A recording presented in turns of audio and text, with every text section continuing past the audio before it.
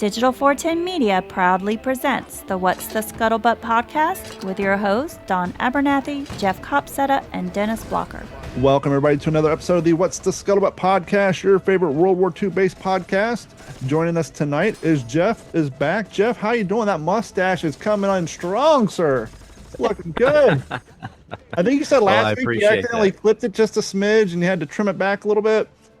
Yeah, I shaved it off over the summer. It didn't take long to come back, though. It's been really growing on me, I'll tell you. Boy, I'm excited about tonight, man. This is a long overdue topic for the show. I've been doing this a long time with you, Don, and I'm pumped about the topic and our guest tonight. You know, I feel bad. I need to go back and look because we get a lot of messages. The topic of this episode came to us from Facebook. Somebody said, hey, you guys have done a lot of stuff on the Pacific. You've mentioned, Code Talkers and passing, brief little sentences here and there when it relates to movies or other things. But how about do an entire episode on it? So here we are. A little inside baseball. Zach's the only one who knows. This is episode 1. We're actually going to have another guest on in probably 2 weeks. So we're going to make up for lost time by providing you guys with an inordinate amount of Code Talker content. And so we're thrilled for our first guest tonight. We're thrilled to have Jeff and our new producer who's been producing great stuff, Zach Morris. Zach, how you doing tonight, sir? Doing very well. Thanks, Don. Really excited for our guest too tonight. Well, without any further ado, why don't you go ahead and introduce our guest tonight? Absolutely. So our next guest is the co-author of, in my opinion, one of the best World War II books that's ever been written. It's called Code Talker, the first and only memoir by one of the original Navajo Code Talkers of World War II. She was a Navajo Code Talker scholar with the New Mexico Endowment for the Humanities Chautauquan program.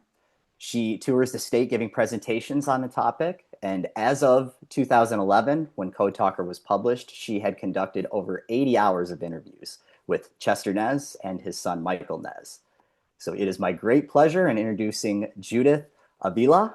Thank you for joining us, Judith. We're really excited to have you. Thank you, Zach. I'm happy to be here.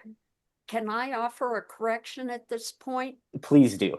Yeah, I did over 80 hours, but really the interviews were for 3 years, like we just talked about. So I think that's much more important than saying 80 hours. That doesn't sound like a whole lot. Agreed.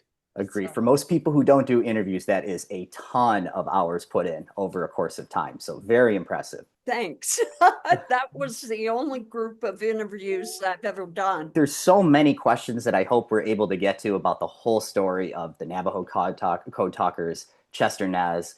But can you talk about how you originally got involved? Like, what is your connection to the Navajo Code Talkers? Well, really, I've always been interested in Native American history because my 4 siblings and I are a little bit Native American, maybe 30%.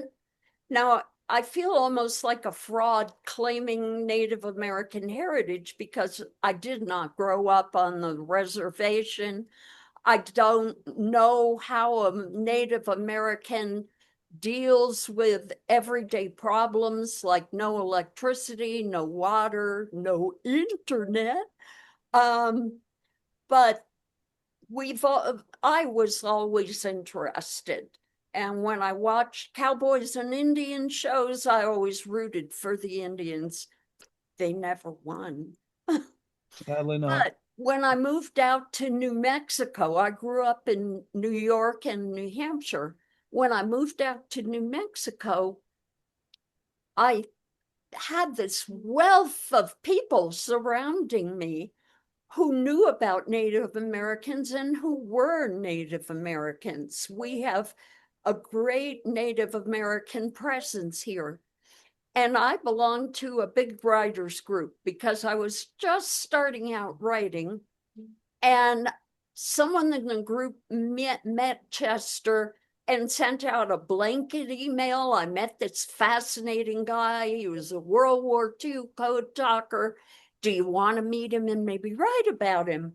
Well, I didn't get that email, but one of my friends knew this guy and got the email and forwarded it to me. So I will be forever grateful to her. It changed my life. I immediately contacted Chester's son. Chester was very hard of hearing and didn't use the phone. And we started interviewing. We met at, where was it? Oh, Applebee's, and sat around for hours talking. And the three of us realized there was really nothing written about the Code Talkers to speak of. And we also realized that if we didn't tell this story, it was going to be lost. Chester was one of 5 of the original Navajo Code Talkers still alive when I met him. And those guys have a very different story from the Code Talkers who follow, because they actually designed the code. They actually convinced the Marines it would work. They were quite a group, and they were so enthusiastic about helping their country, as I believe all the Code Talkers were. But I got to meet Chester, and I was a goner. I mean, I was hooked from the time I first laid eyes on him. He's just an amazing guy. Easy to talk to, remembered everything, everything. You were saying that Chester was part of the original 5 who helped create the code, but from what I understand, that was a task in and of itself, because how the Native Americans were treated in the early years by the American government, there was no written documented version of their language in general. The original Navajo language was not a written document format. And so to Yes. go into the Marine Corps and try to write up code, which obviously everything in the military is documented, first I got to come figure out a way to come up with a representation of Native American, of the Navajo language words, and then come up with a code idea, correct? Exactly, Don. Actually, if I said that there were just 5 who designed the code, I misspoke. He was one of 5 still living Okay. when I met him, of the 29 who designed the code. And then the Marines pulled in 3 more. So 32 men actually designed the code. And Chester was one of 5 still alive when I met him. And yes, that's what made Navajo such a wonderful choice for a code, because no one could buy a book and learn Navajo. I mean, oh my God, Chester has taught me Navajo words over and over and over, and it is so complex. The words are so hard to pronounce. And actually, when someone asks you if you speak Navajo, they don't say the word speak. They ask you, can you hear Navajo? And you know what? If you're not raised with it in the first 3 years of your life, you do not hear a lot of the sounds that are important in Navajo. So right off the bat, they had a really obscure language. But then, of course, they did design a complex code using that language. So, Judy, I want to touch on something that you said, which is really interesting, because you're right. They picked the perfect language, and it's so complex. And from what I understand, it doesn't have a written form. So you really have to learn it. It's like a word of mouth language. And these guys that made it up, these 32, you mentioned they were so enthusiastic about their service. But what makes that, in my opinion, so incredible after reading the book is because despite how they were raised, they were basically these young Native American children in New Mexico when they would go to school. For the audience who doesn't know the history, they were basically beaten and abused for using their language. If they were caught using the Navajo language, they were forced to speak English. So as they get older and the Marines approach them for using their language, they're so enthusiastic about it despite, their upbringing. Like, can you speak to that? Like that struggle, like how were they so enthusiastic about this despite everything, Oh, Zach, yeah, that's a good question. First of all, the Navajo language was considered a holy language. So there was a little reluctance there as to whether or not their holy language should be used in war. But then they talked among themselves and they decided that, okay, this is to help our country. We were raised here. The people we love live here. The land we love and we grew up on is here. We're going to protect it. So, yes, even though they had been beaten for speaking Navajo at the boarding schools, almost all of the original 30 volunteers, one of whom kind of disappeared and never showed up for service, but I think they all went to boarding schools, except maybe one or two of them. So you're right, they were punished. But when they were all working together and told this was their assignment, at first they kind of laughed and said, "You're kidding, right? The government wants us to use Navajo now?" And then they realized, oh, this is a great idea because our language is so complex and it's not written.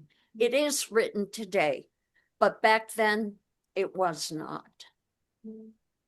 For our audience who want a glimpse into some of the tragedies that happen at some of these boarding schools, if you guys go and watch Yellowstone 1883, the first 3 or 4 episodes depicts that and went to their female character who was Native American and how her and her siblings were basically kidnapped from their reservation and forced to go to one of the schools. Obviously, it's been Hollywood dramatized, but it's not softened in any way. So if you want a glimpse into some of the horrible treatment, you can get a glimpse of that by watching Yellowstone's 1881.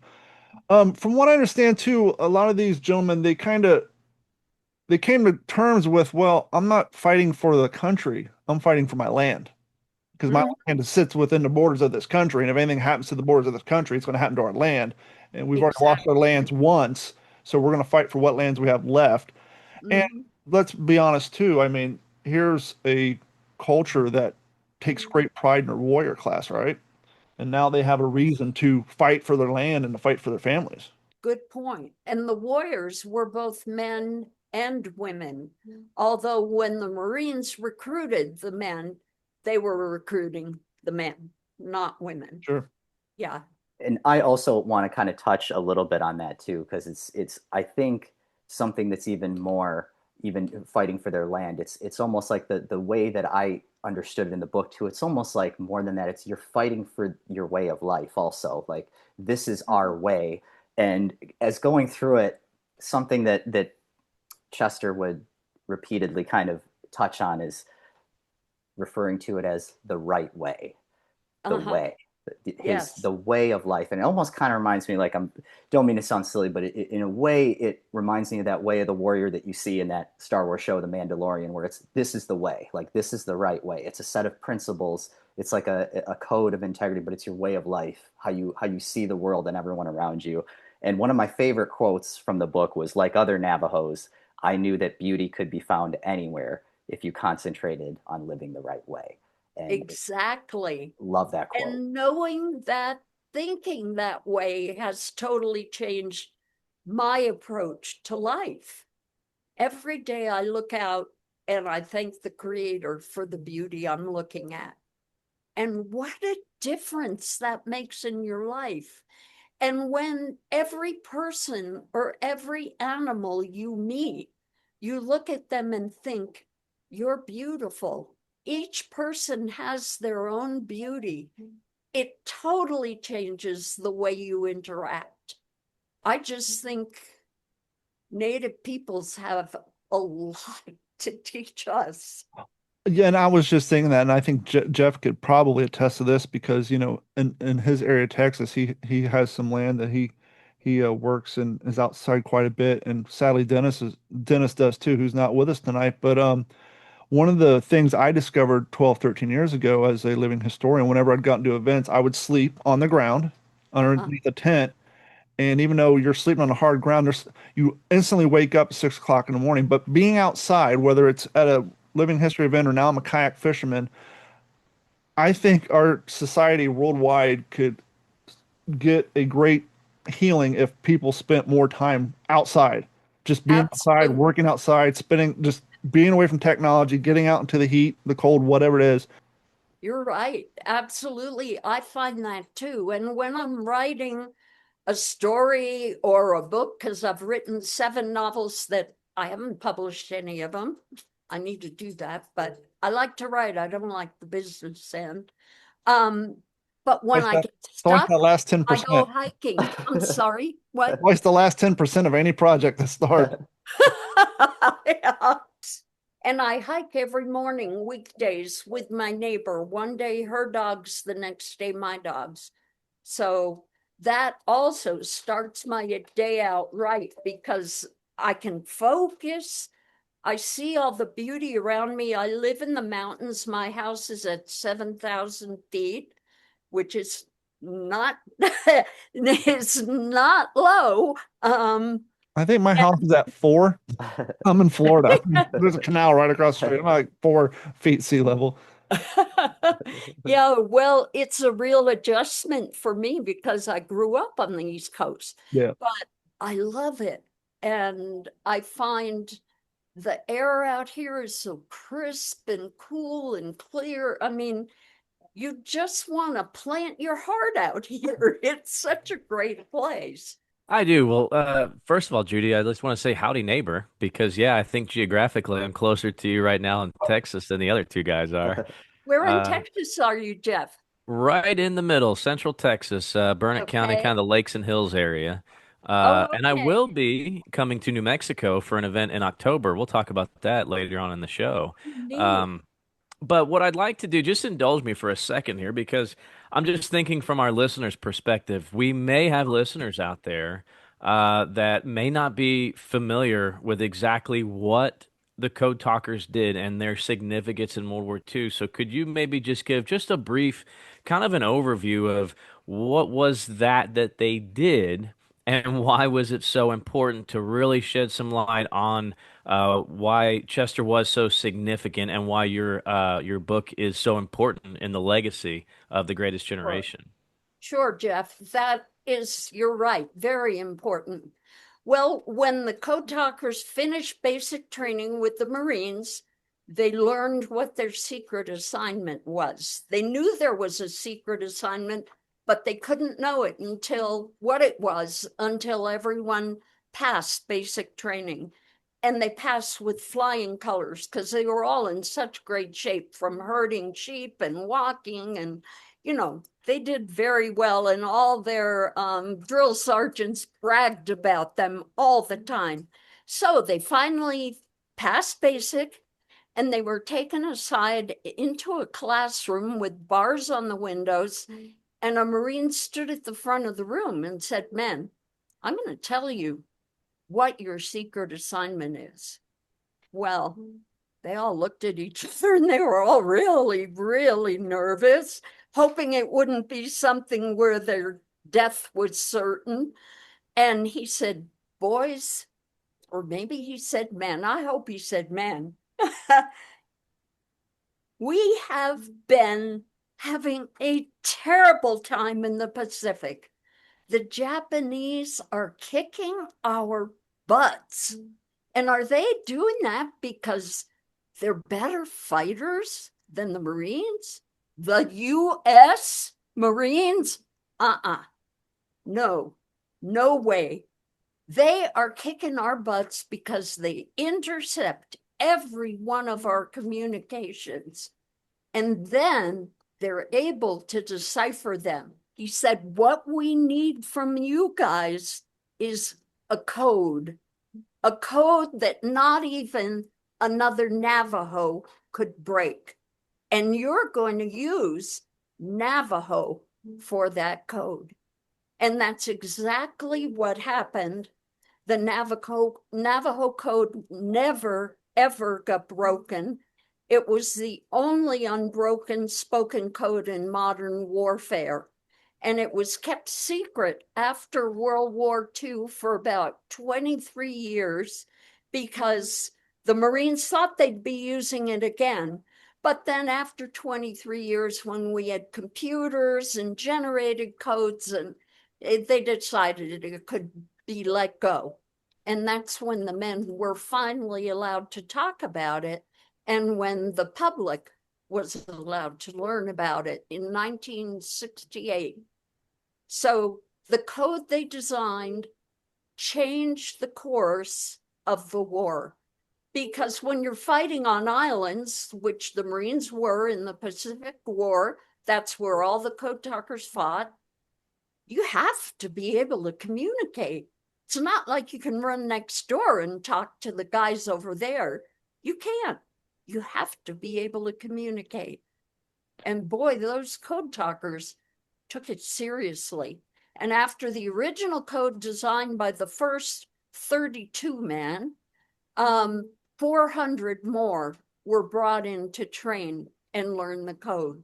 And they added to the code too. They came up with good ideas and it was constantly enhanced. Was 400 kind of the cap, or was 400 kind of the limit of available men from the Navajo ancestry who knew the language? Oh, no, there were many more than 400, but 400 was the number that the Marines decided to recruit. I think there were about 420 code talkers altogether.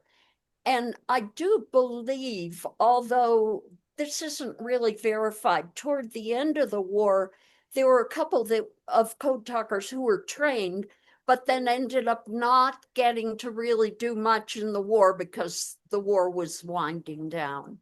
But the Army borrowed the code talkers from the Marines. I mean, everyone wanted code talkers. Yeah, that was another question I had that I thought maybe is unanswerable, because obviously at the time they didn't know the European war would end prior to the war in the Pacific. But I was kind of wondering if there was any plan or anticipation of using the code talkers in the European theater at the time before the war's end. Yeah, I don't know of any plan like that, Don, and Chester didn't know of any plan like that either. Although there were instances of Native men who joined up during World War II in very large numbers. I think there were 44,000 of them. There were instances of Native men who used their language just to send messages, not necessarily a code, but the language acted as a code because nobody else knew it. Sure. Yeah.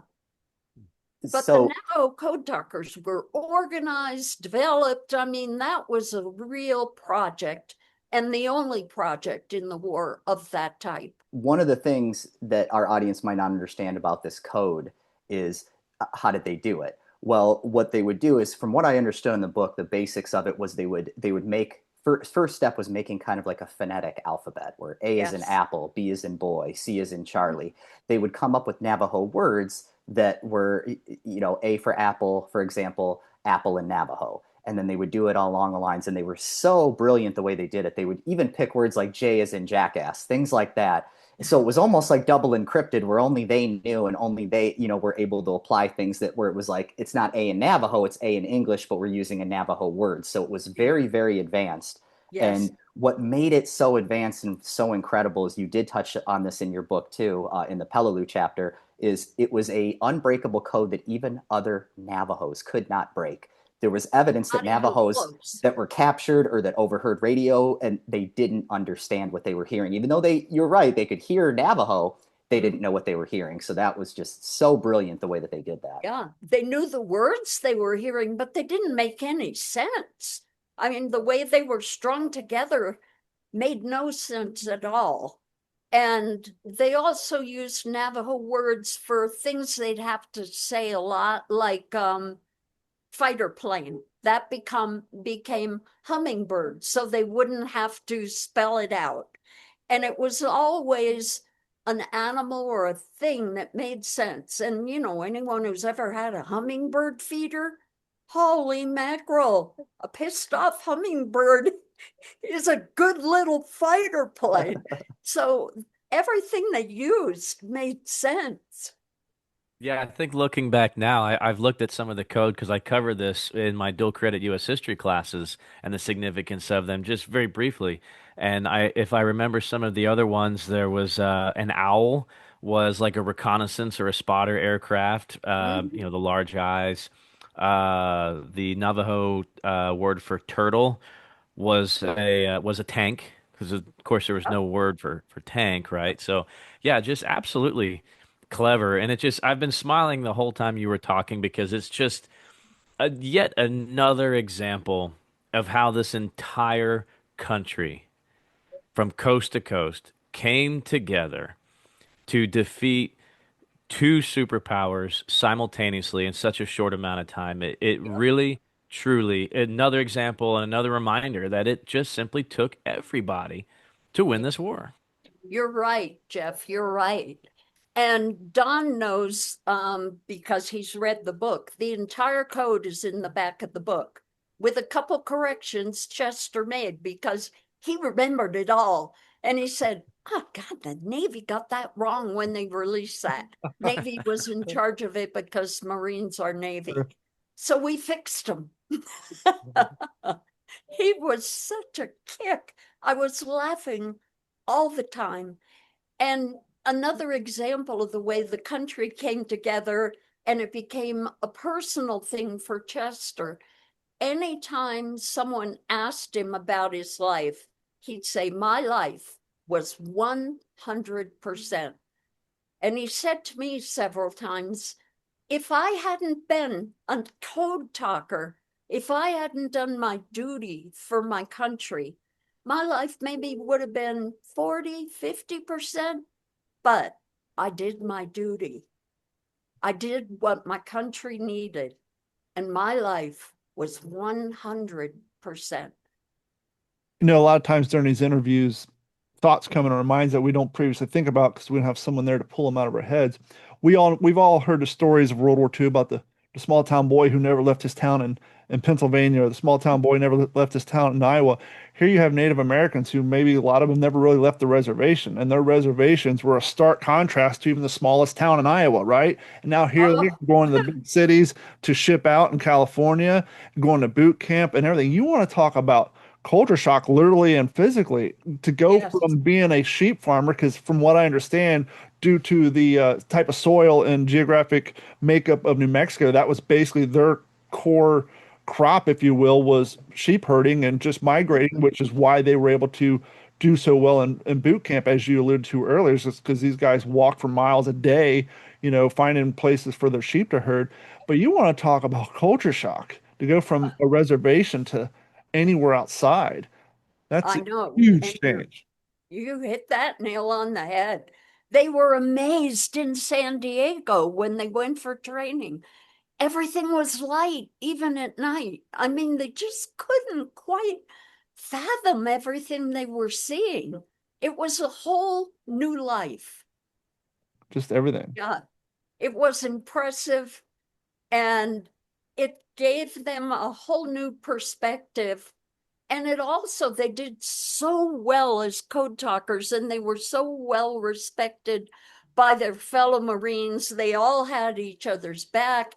Everybody wanted a code talker in their team, that they really thought they'd get out of the war and they'd get a job and have a family and everything would be fine. Unfortunately, it didn't turn out that way. No one knew what they had done in the war, and they weren't allowed to tell. And when they looked for jobs at home, they were just thought of as lazy Indians, and their lives were not what they thought they would be. Chester was very lucky that he found a job quite soon, and he stuck with it his whole career. He did great in his job, but many of his code talker friends did not, and they ended up dying young through alcoholism, starvation, suicide. I mean, it was a horrible thing that our country would allow that to happen. I mean, I'm not trying to politicize, but I feel anyone in our country who risks their life to fight for the country should never be homeless, should never need medical treatment that they can't get, and should never be hungry. And I don't care whether people are a Republican or Democrat, that should never happen. To that point, we know amongst military across the board back then. A lot of the guys were sending their money home because they just came out of the Great Depression. You know, the economy's finally boosting, but there are a lot of guys. Clearly, I'm sure the code talkers were doing that as well. Was there a, we also know that, you know, the military at the time were changing their segregation laws. Was there a discrepancy in their pay compared to the average Marine, or were they paid on the same balanced scale as everybody else? I do believe they were paid the same as everyone else. They went through the same training. They were written about like they were gods in the San Diego Chevron, which was the Marine newspaper, to the point where it was embarrassing for them because Navajo kids are taught to be modest. I mean, they called them magnificent examples of early American manhood and things like that, that they didn't even know what to do with that. But they were respected and treated well by the Marines.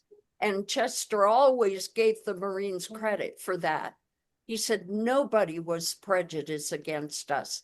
Now, I don't know if some of the other code talkers may have run into problems, but those original guys, people were practically going, thank you to them.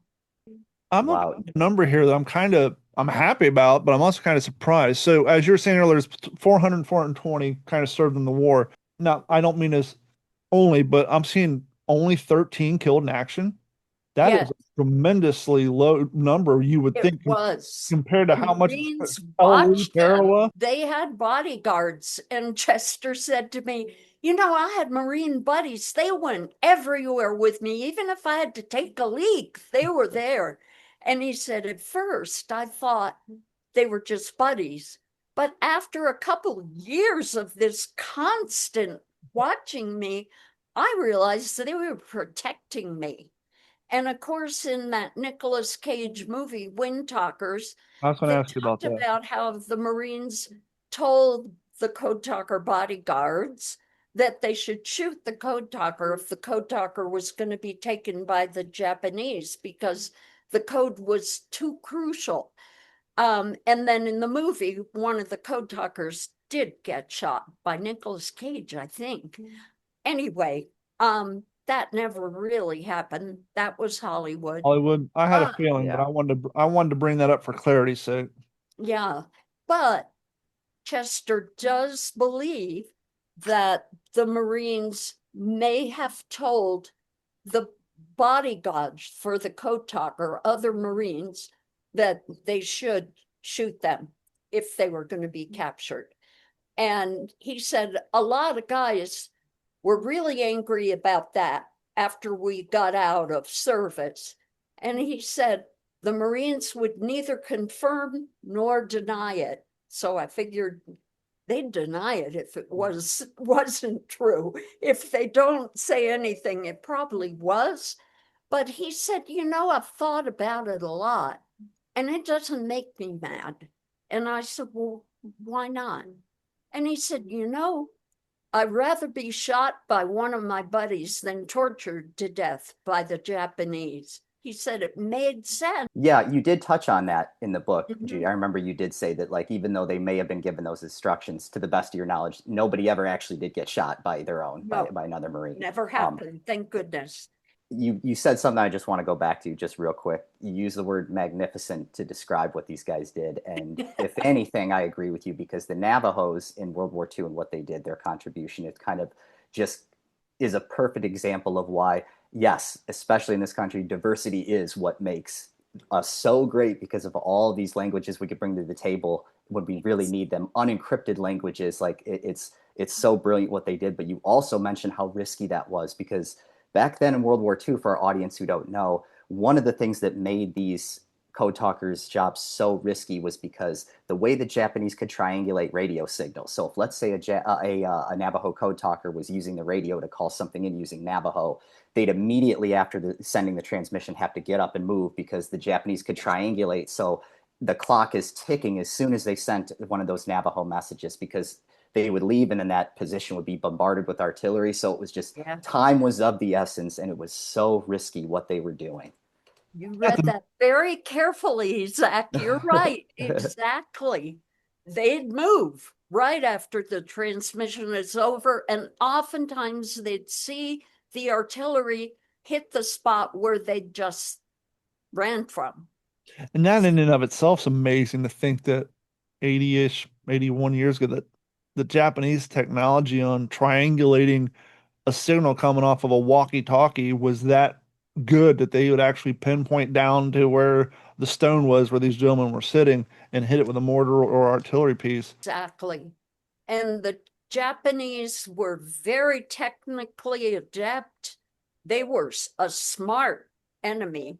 You know, there were no flies on the Japanese. They were a worthy foe, and they did everything they could, but they Well, never cracked that code. well, I was going to say to prove your point, the fact that we necessitated the need for Navajo code because they were so good at cracking all of our previous codes Exactly. goes to show you that the propaganda of the time about the Japanese soldier was in and of itself false because they were smart. They were, technologically advanced, henceforth us needing to create this new code.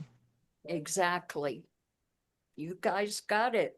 After Hey, Thumb, Chester's grandson. you're hey, pretty Latham. Very proud of my grandfather, very much so. I enjoy traveling with Judy and doing all the book things with her. It's been a blessing, really has. That's great. Told you about his background and everything, but I was lucky enough towards the end of his life to be his caretaker. So he had lost his legs due to diabetes, so he needed somebody to travel with him. So I was the honorable one to be able to do that, the lucky one, should I say, to be able to do that. So Oh, wow. my big thing was I really enjoyed seeing him get his recognition finally after all these years of him, having to keep the silence. That he finally got the proper recognition that he deserved. It sad that him and just a few others were able to receive the award, not the rest of the group, but The Congressional the Medal of Honor or Congressional Medal. But like I said, that was the highlight of my whole experience with him, other than what he did, of course. that had to be surreal to be him, to go from growing up forced to go to these schools, turn your back on your heritage, don't use your language, the government's kind of against your people, to now we're needing you in the military, come up with this code, to let's forget about it, it never happened, Ward's mom, to finally in his later years get rewarded and then be appreciated and asked to come out and speak and to write books. I mean, you want to talk about full spectrum. He lived it. Yes, he did. He did, and that was one of my biggest pet peeves, I guess, when I was younger in high school, when I found out, what my grandfather had did, and the whole story of the Code Talkers, because it was very obscure. We didn't learn too much about it in high school. I remember when I was in high school, there's very little written about Native Americans in anything in history, and I noticed that. So when my grandfather came out with his story, he his whole focus was to get the story out and to share it with as many people as possible. And the irony of that whole story was, like you said, that he was recruited from the same schools that were designed to take away his language and heritage. That really angered me. And I asked my grandfather, I said, well, why did you fight for a country that did that to you? I mean, I was in high school and I didn't really understand too much, but he real simple and humbly just told me he didn't want it to happen again. If communism would have taken over, we would have been forced to live a different way, speak a different way, just as he had gone through, with the boarding schools. That made sense to me, so that turned my anger into curiosity, and I wanted to find out more about my grandfather. And that's when the caretaking came in, and I got that privilege of learning his whole story and traveling with Judy and him, countless places. We were traveling to a different venue every week, flying to a different state, a different university, limos, red carpets, walkways lined with flags. I mean, they always went all out for him. It was really a blessing to see him finally get that recognition. And the book now today is still going strong because it's being added to curriculums across the nation, which we're very proud of. And that was always our major goal with my grandfather while we were traveling, was to hit as many schools and children and as is possible. So when we were traveling, that's what we were doing, was going to as many of those schools as possible, and it paid off. Because now when I go to the art shows, because I'm an artist and I do art shows on the side, I'll have little kids come up to the table and they'll be so excited when they see my grandfather's book on the table. They say, "We just read about Chester in school," and they'll call him by name, Chester Nez, and everything like that. Just total strangers, young kids. That really gets me. That really makes me smile. As much as I miss my grandfather, I know that's because of what we did, getting the story out there. And still, after he died, me and Judy continued with it. So yeah, very proud, very proud. Any other questions you guys Well, that have? kind of answered to my next question, which was that process, was that healing for you to go from the, not understanding high school or probably to young adult to now you're touring with your grandfather and seeing him getting that appreciation. I think you just kind of answered that question, that it clearly had an effect on you as well. Yes, it did. It did. Me and my grandfather, I think about it too, because a lot of Native Americans are struggling, a lot of veterans struggling with alcoholism and just traumas, of society, a lot of Anglos just really don't understand that dynamic of what it's like to be Native American or Black, and have to go through life, experiencing all that comes with that. That comes with that. We're not, um, how should I say, appreciated as much.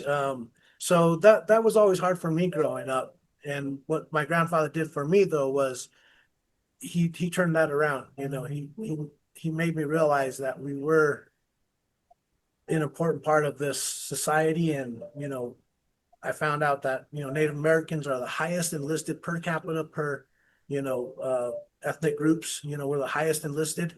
And that makes sense. All my uncles, all my relatives, majority of them are in the service. So that makes sense. It's and I see it too as a lot of as an avenue out, and that's what my grandfather had hoped by joining. Also, was that he would get accepted by society and have a way in. Sadly, that group didn't. They had to swear to secrecy and forced to go home without any fanfare or any kind of recognition. So that was really traumatizing to that group. I know a lot of them didn't make it because of the fact that they didn't know anything about PTSD, and that group my grandfather served with never got a break in R, never got R&R. Yeah. 3.5 years straight. Started first Marine Division all the way to the third, right before he was about to go to Iwo Jima and jump on the carrier. That's when he finally earned enough points, and they had to send him home. So that there too is something to think about, that we talked about a lot when we were traveling, is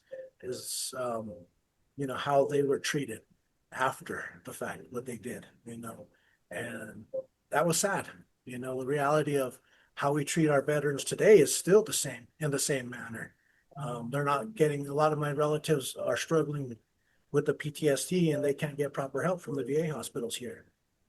So it's still a problem, but the pride that my grandfather had, I can understand that.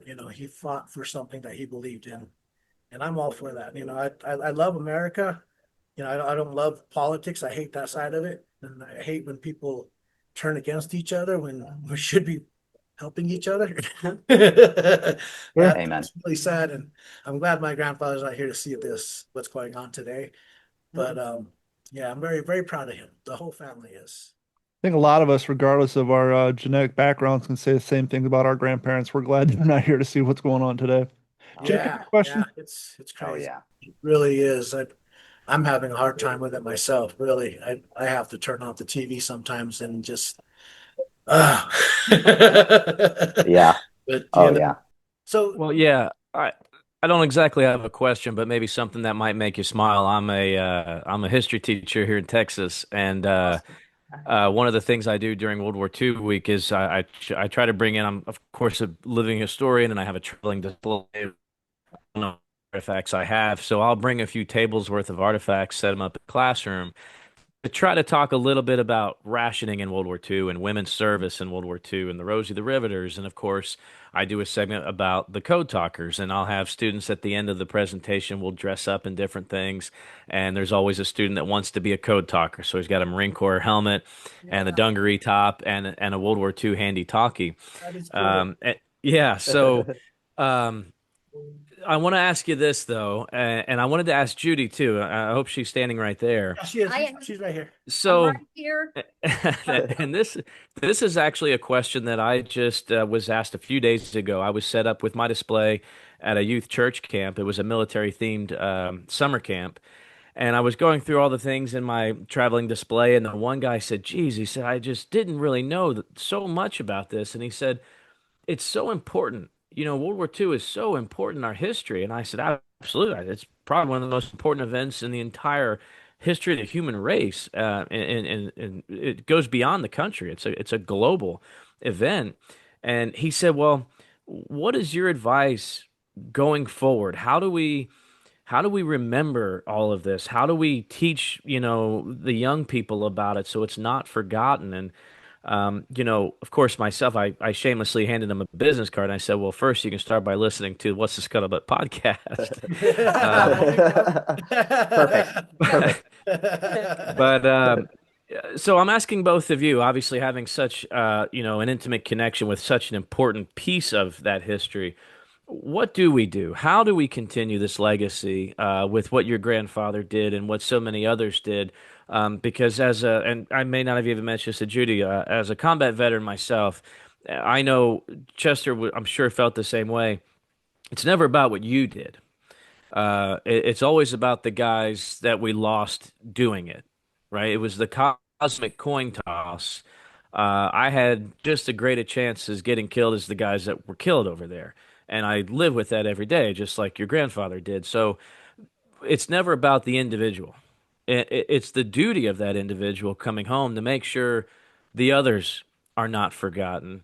So my question to both of you is, how do we go about this? Besides reading the book, besides talking about this in podcasts, how do we, in your opinion, how do we make sure that when you're gone, we know the name Chester Nez? That's a good question. That's been our whole goals from the beginning. Like I said, starting with the schools and spreading his story.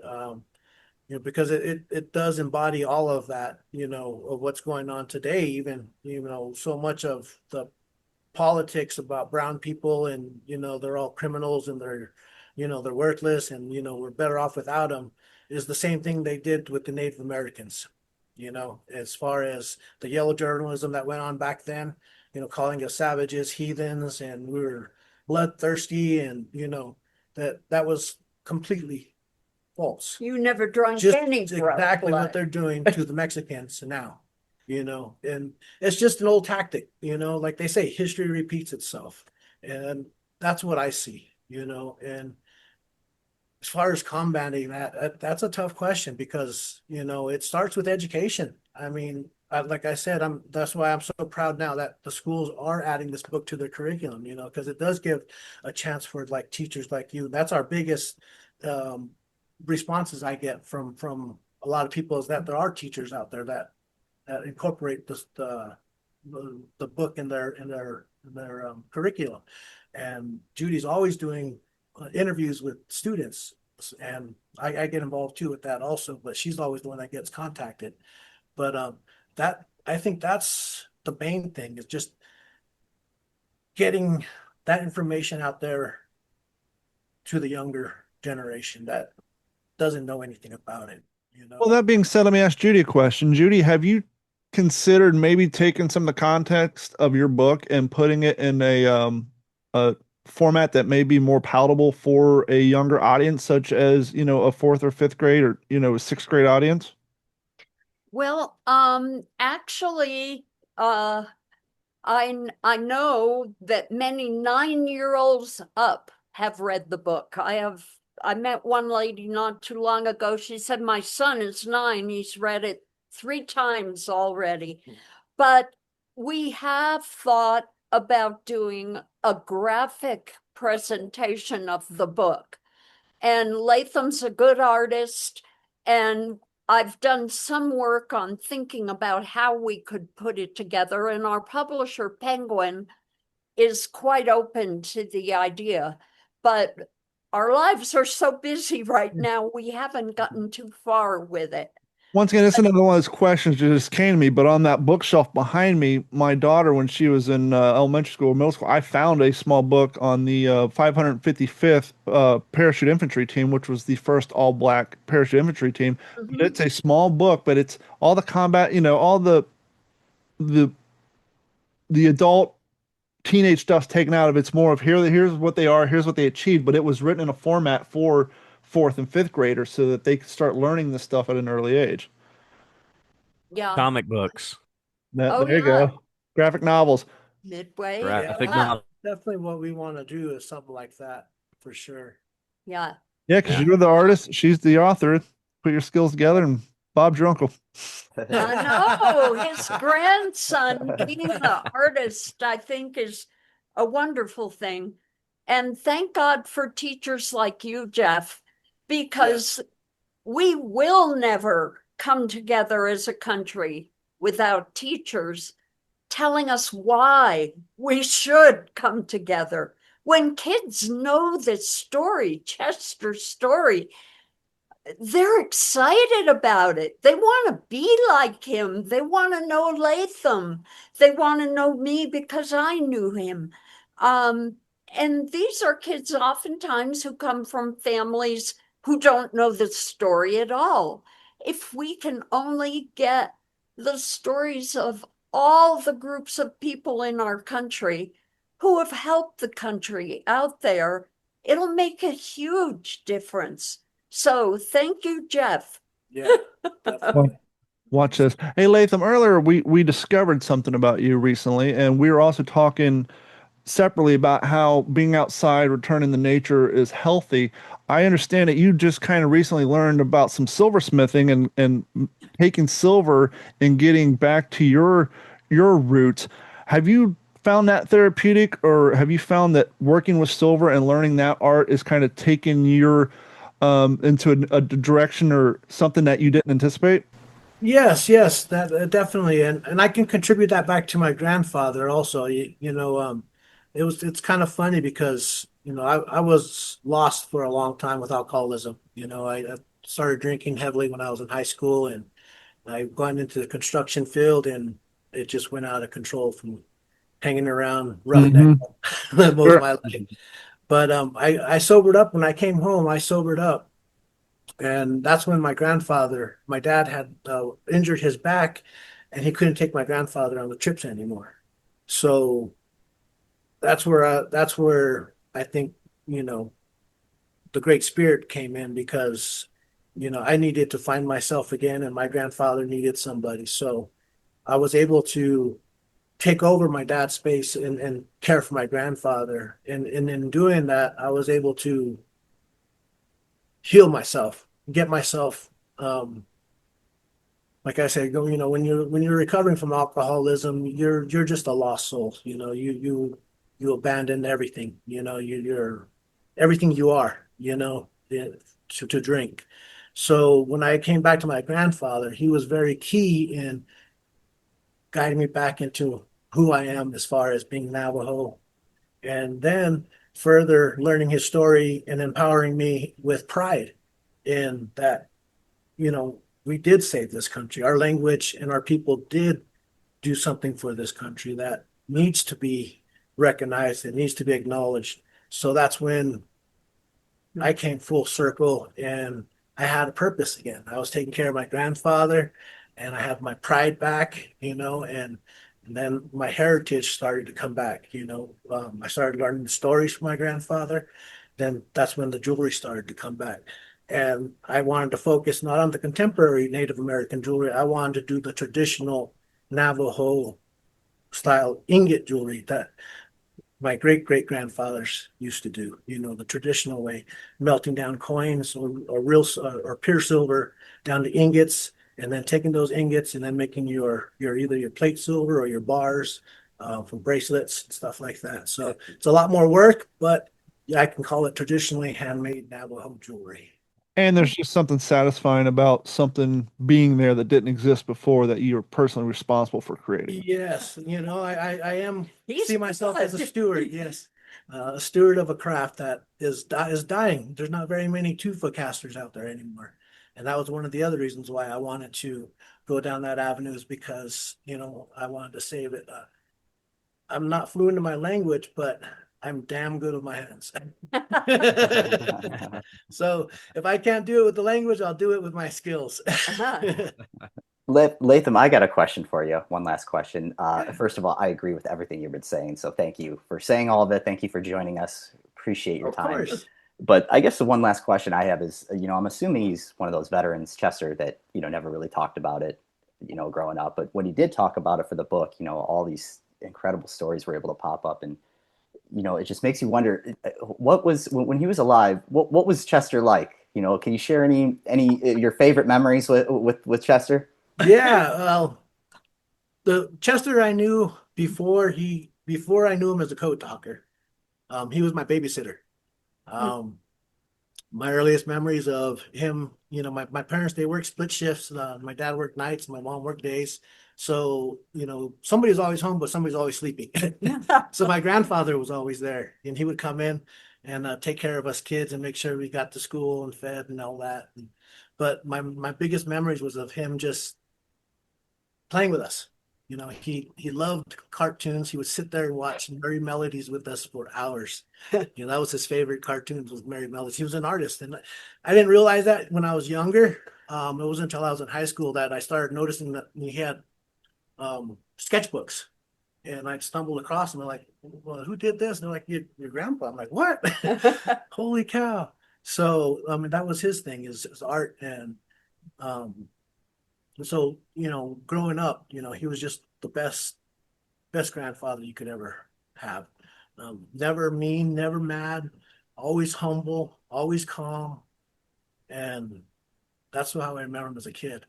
And then after when I grew up, and his later years, he was the same as far as being very humble. But he was just the sweetest guy. Like I said, when I have a bad day and think about, I want to give up, and I think about him and what he went through, and then I think about how he handled it and how he was after the fact. He was never bitter, and I really learned from that, to not go down that route. It's useless and it doesn't get you anywhere. So, he really pointed out some good characteristics to me growing up that I embody now, because he showed me, he showed me. He didn't tell me or teach me. He just showed me that's how, you should be. Well, I think that's the perfect note to go out on. So I want to thank you for your time. And of course, we want to promote that book once again. Zach, hold that up for the audience. Absolutely. Thank you, Judy, so much. For those in our audience that are interested in learning more, I cannot recommend this book enough. Out of the hundreds of books I've read, easily a top 5 best books ever written about World War II, about Chester Nez and the Code Talkers. So pick it up on Amazon. You guys got to send us your mailing address. We'll send you a signed book. Oh, please. Oh, yes, please. You know that there's a family photo there, and we usually all the family members will sign it. Beautiful. We'll get that sent out. Wow. Yeah. This has been a Digital 410 production.